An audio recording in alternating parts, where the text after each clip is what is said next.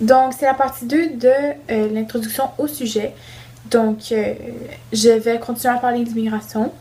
Donc, juste pour rentrer un peu dans le sujet des statistiques, historiquement, le plus grand nombre d'immigrants qui sont venus s'installer au Canada sont les Européens.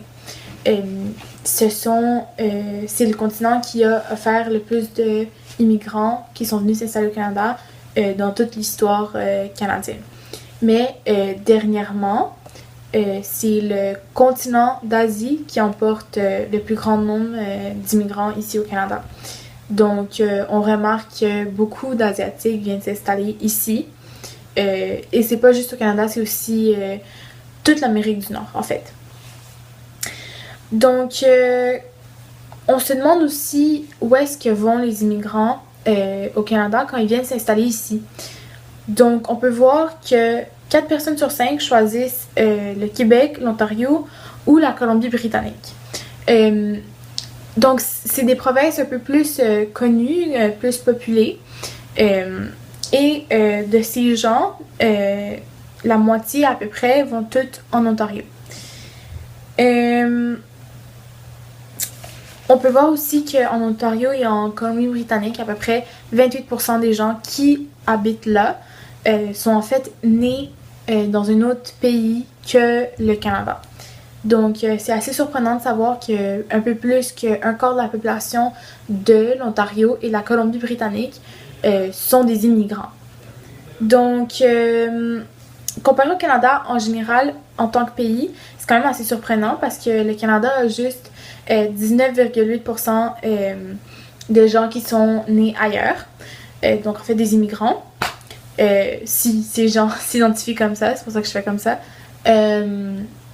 Donc c'est assez surprenant qu'il y a quand même une grosse concentration d'immigrants en Ontario et en Colombie-Britannique. Ensuite, 81% des immigrants vont vivre dans des grandes villes métropolitaines. Donc en fait, c'est les grandes villes du Canada, comme, admettons, Montréal ou Vancouver ou Toronto, qui sont des villes très peuplées, très modernes. Je pense que c'est vraiment attrayant pour les immigrants, pour les nouveaux arrivants, de s'installer dans des régions comme ça parce que c'est très urbain, c'est très beau et ça représente quand même en grosse partie le Canada. Mais on pense aussi aux provinces où est-ce qu'il y a le moins d'immigrants. Puis c'est assez drôle parce que c'est généralement les provinces qui sont un peu plus en haut où est-ce qu'il y a moins de population. Donc, où est-ce qu'il y a moins de gens, il y a généralement moins d'immigrants, c'est logique.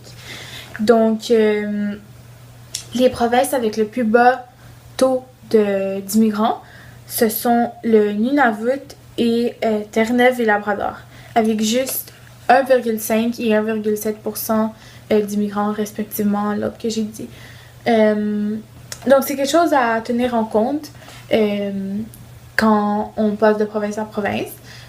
C'est sûr que les gens sont un peu plus ouverts en ville et on voit ça un peu partout dans le monde.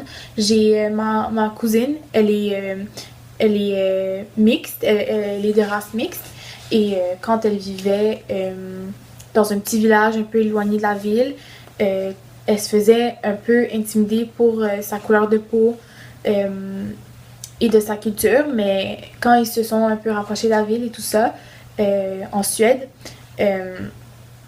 justement, elle a arrêté de vivre cette discrimination. Elle a vécu beaucoup moins de discrimination par rapport à sa race et sa culture. Donc, en conclusion, le Canada, c'est un pays divers, très multiculturel, c'est quelque chose qui nous identifie. Et ça nous définit un peu comme pays parce que le Canada est reconnu justement pour être un pays très multiculturel et on peut le voir aussi. Donc c'est quelque chose de très positif, c'est quelque chose dont il faut être fier et c'est quelque chose que je trouve qui est vraiment important.